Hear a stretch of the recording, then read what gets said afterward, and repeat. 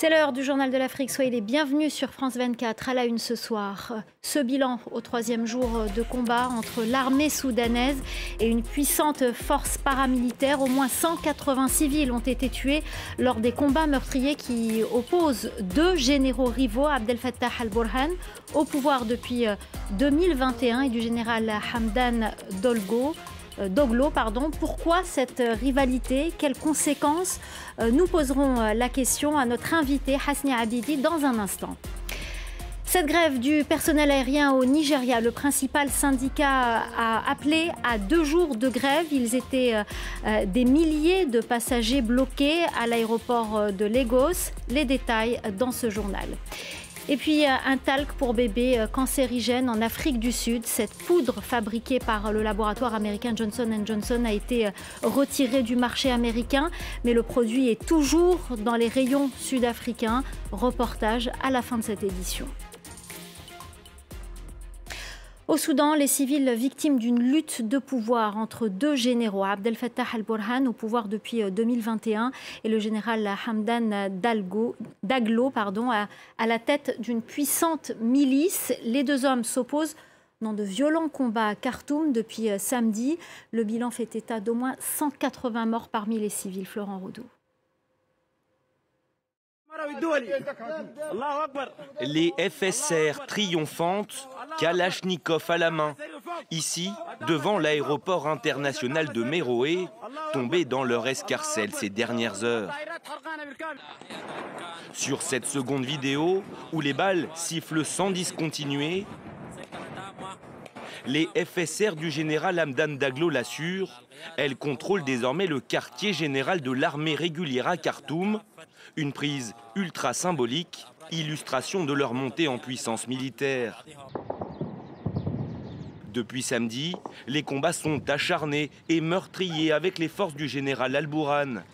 Affrontements qui ont déjà causé la mort de dizaines de civils. À Khartoum, 2 hôpitaux ont dû être évacués, un médecin témoigne. Les roquettes et les balles criblaient les murs. Sur la défensive, l'armée soudanaise peut toujours compter sur sa maîtrise du ciel. Selon des témoins, elle a mené plusieurs frappes aériennes sur les casernes et les bases des paramilitaires ennemis, notamment à Omdurman, ville située juste en face de la capitale, sur le Nil. Cette flambée de violence inquiète au plus haut point la communauté internationale. La Ligue arabe, l'Union africaine et depuis ce lundi Washington et Londres, tous appellent désormais à la cessation immédiate des hostilités au Soudan. Bonsoir Hasni Abidi, merci beaucoup d'être avec nous en direct de Riyad en Arabie Saoudite. Vous êtes directeur du Centre d'études et de recherche sur le monde arabe et méditerranéen. Que se passe-t-il au Soudan? Assiste-t-on à une banale lutte de pouvoir ou y a-t-il 2 vraies visions qui s'opposent sur le terrain? Nous avons 2 visions de pouvoir. D'abord, M. El-Burhan qui veut écourter le processus de transition politique en 2 ans et se réserver une place dans le processus politique. Et nous avons son adjoint dans le conseil militaire, Mohamed Hamdan Daglo Di Hamidati, qui refuse l'intégration de ces forces militaires très importantes, devenues inarmées au sein de l'armée soudanaise, qui refuse qu'elles soient intégrées dans le processus parce qu'il veut la garder comme une force, comme une carte politique et militaire pour le prochain processus. Donc nous avons un fauteuil pour 2, mais bien sûr qui oppose deux hommes militaires très puissants, surtout Hamidati, qui est devenu un véritable propriétaire d'un empire, à la fois militaire, politique et surtout financier. Et de l'autre côté, vous avez aussi M. Al-Burhan, qui a une institution militaire qui ne veut absolument pas humilié par cet homme, c'est un ancien milicien, M. Hamidati. Alors justement, qui est ce général Hamidati à la tête de ce groupe paramilitaire? C'est un homme qui est relativement jeune par rapport à son parrain, par rapport à M. Al-Burhan, et qui s'est illustré surtout dans ces milices qui s'appellent les milices Janjaouid, les gardiens des frontières. C'est Omar Bachir, l'ancien président déchu, qui a fait appel à lui pour l'aider durant la guerre au Darfour. Et ensuite, bien sûr, Omar Bachir lui a offert cette fonction de chef des forces de soutien rapide qui est devenu une véritable milice militaire dotée de tous les équipements, mais ayant aussi une solde de la part de l'institution militaire. Et c'est avec le temps que M. Hamidati a lâché, lui aussi, Omar al-Bashir, quand il a été décrié par la population. Et il est devenu un homme fort quand M. al-Burhan a fait son coup d'État contre le processus politique. Alors, quelles peuvent être les conséquences régionales, je pense au Tchad, mais aussi à la Libye ? Vous savez, c'est un conflit qui est très complexe parce que vous avez deux généraux qui se disputent le pouvoir, mais aussi le parrainage de ce processus politique. Mais il y a des fractions politiques, même au sein de l'opposition, qui est devenue divisée. Il y a une partie qui soutient M. Hamidati contre al-Burhan, et vous avez d'autres forces politiques qui soutiennent M. al-Burhan contre Hamidati. Mais les deux, on sait très bien qu'ils nourrissent absolument pas une vision de transition démocratique, mais plutôt l'accession au pouvoir. Donc à l'intérieur, vous avez une grande rivalité et vous avez aussi des puissances régionales qui sont très importantes. Hamidati, l'homme des Émirats arabes unis, parce qu'il a envoyé plusieurs miliciens soutenir les Émirats au sud du Yémen, mais il a aussi envoyé des miliciens pour soutenir la coalition arabe dirigée par le prince héritier en Arabie saoudite. Il a des bonnes relations avec l'Érythrée, avec l'Éthiopie. M. El-Burhan garde bien sûr d'excellentes relations avec l'Égypte et c'est pourquoi l'Égypte tient à avoir une relation équilibrée entre les deux institutions. Il faut rappeler que le Soudan partage des frontières avec sept États africains et la déstabilisation du Soudan est catastrophique pour la région. Alors justement, vous parlez de l'Égypte qui peut jouer un rôle important dans cette crise, un rôle de médiateur. L'Égypte qui a appelé la Ligue arabe à se réunir au Caire. On a aussi la Commission africaine avec son président Moussa Faki qui va se rendre à Khartoum. Mais qu'en est-il des États-Unis ? On a vu les États-Unis de Donald Trump lever l'embargo sur le Soudan. Le secrétaire d'État actuel, Anthony Blinken, a exprimé son inquiétude. Mais quel positionnement pour les États-Unis de Joe Biden dans cette crise au Soudan ? Vous avez raison de poser la question sur la relation avec les États-Unis parce que finalement, la situation d'aujourd'hui, c'est le résultat en quelque sorte de lâchage de la communauté internationale. Vous avez deux hommes politiques qui ont saboté un processus politique. M. Hamidati qui est impliqué dans des opérations de violence contre les manifestants civils, mais aujourd'hui, ils jouissent d'une impunité. Et ce sentiment d'impunité qui a poussé ces deux hommes finalement à se disputer le pouvoir avec, bien sûr, comme seule victime, les civils. Les Américains ont accepté contre Omar al-Bashir, quand M. al-Burhan a demandé la sortie de la liste terroriste en acceptant toutes les conditions et surtout en normalisant ses liens avec Israël pour avoir cette acceptabilité de la communauté internationale. Aujourd'hui, Anthony Blinken ni Washington n'ont vraiment des moyens pour exercer une certaine pression sur les deux hommes parce qu'ils disposent d'une autonomie d'action très importante, à la fois sur le plan militaire mais aussi sur le plan financier. Merci beaucoup Hasni Abidi d'avoir répondu à notre question. Vous êtes directeur du Centre d'études et de recherche sur le monde arabe et méditerranéen. Merci infiniment. Ces nouvelles violences au Burkina Faso, 10 soldats et 32 supplétifs de l'armée ont été tués samedi et dimanche lors de 2 attaques dans le nord du pays. Les autorités avaient décrété la semaine dernière la mobilisation générale contre les violences djihadistes récurrentes. Les précisions de notre correspondant régional, Ange Nomagno. Un week-end sanglant et tragique pour le Burkina Faso. Selon un communiqué des forces armées burkinabées, la première attaque a eu lieu ce samedi aux abords d'un camp militaire situé dans le village de Aorema, dans le nord-est du pays. Fomentée par des hommes armés qui n'ont toujours pas été identifiés, l'attaque a pu être repoussée et au moins 50 terroristes ont pu être neutralisés. Parmi les forces armées nationales, on dénombre au total 42 décès, 10 soldats et 32 volontaires pour la défense de la patrie et une trentaine de blessés.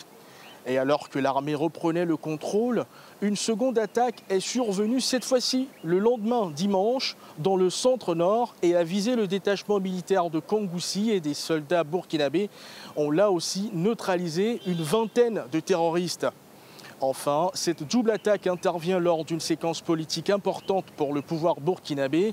En effet, la semaine dernière, les autorités ont lancé la mobilisation générale de l'ensemble des forces vives de la nation afin de réunir les conditions optimales pour rétablir l'unité et la paix sur l'ensemble du territoire national. Un dispositif exceptionnel pour le pays des hommes intègres qui donne le droit à des réquisitions des personnes, des biens et des services. En bref, en Tunisie, le chef du parti d'opposition Ennahda, Rached Ghannouchi, a été arrêté selon son parti. La police l'a interpellé chez lui. Les forces de l'ordre lui ont indiqué qu'il serait emmené dans un commissariat pour y être interrogé.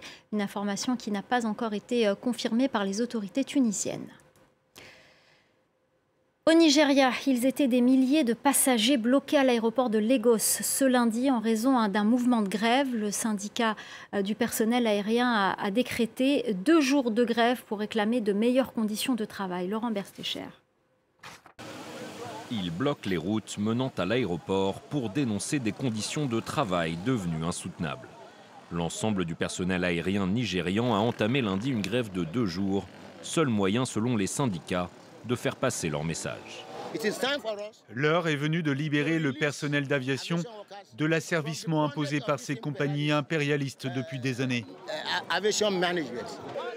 Au Nigeria, pilotes, ingénieurs et contrôleurs aériens demandent depuis des mois une meilleure rémunération et la mise en place d'un salaire minimum. Ils exigent également que soient renégociés les accords d'entreprise signés il y a 7 ans, tandis que certains affirment ne pas avoir été payés depuis des mois. Sous le regard des policiers et militaires déployés autour de l'aéroport de Lagos, les grévistes ont érigé des barrières pour bloquer l'accès au terminal, forçant les voyageurs excédés à faire le reste du chemin à pied. Ma femme m'a déposé sur le pont. J'ai dû marcher jusqu'ici. Et je me retrouve au milieu de cette cohue. Je ne sais toujours pas si je vais pouvoir prendre mon vol. Ce mouvement social représente un casse-tête de plus pour une industrie qui a déjà du plomb dans l'aile. Lourdement impactée par la flambée des prix du carburant, les compagnies aériennes nigérianes ont également vu leur vente de billets chuter à cause d'une pénurie de dollars. Mais pas de quoi attendrir les syndicats qui annoncent que la grève sera reconduite de manière illimitée à la fin du mois si leurs revendications restent sans réponse.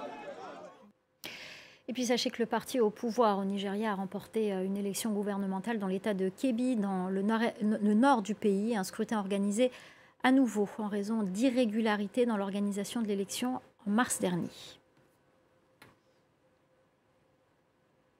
Avant de se quitter, on part en Afrique du Sud où un talc pour bébé en vente dans les supermarchés est soupçonné de provoquer des cancers. La société américaine qui le produit, Johnson & Johnson, est poursuivie en justice aux États-Unis par plus de 60 000 personnes. Le laboratoire pharmaceutique a retiré ce produit du marché américain, mais il est toujours dans les rayons des supermarchés sud-africains. Reportage de Caroline Dumais, Stéphane Kerstens et Nadine Théron.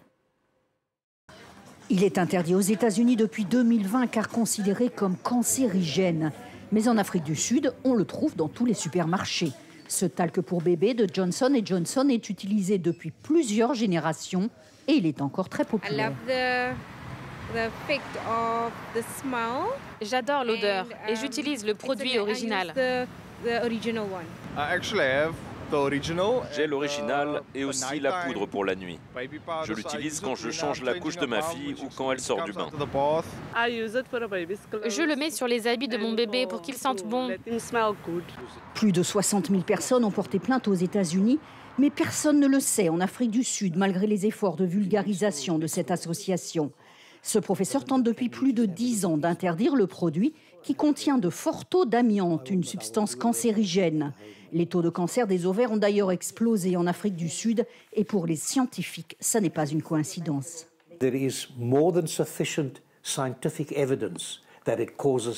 C'est cancérigène. Nous avons plus de preuves scientifiques que nécessaire pour l'affirmer. C'est un fait, il n'y a aucun doute. La plupart des plaintes proviennent de femmes qui ont utilisé ce talc sur leur petite fille. La maladie s'est ainsi développée et a mis des années à se déclarer. Contactés par France 24, les responsables de Johnson & Johnson ont déclaré que le talc sera en vente jusqu'à la fin de l'année, avant qu'un autre produit à base de farine de maïs ne le remplace. Voilà, c'est la fin du Journal de l'Afrique. Restez avec nous dans quelques instants. La suite de Paris Direct avec Audrey Racine.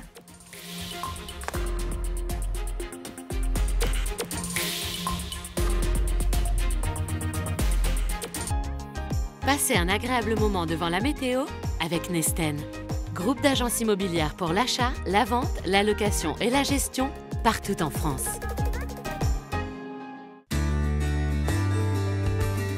Regardez la météo avec l'Ain, un espace de liberté entre Lyon et Genève.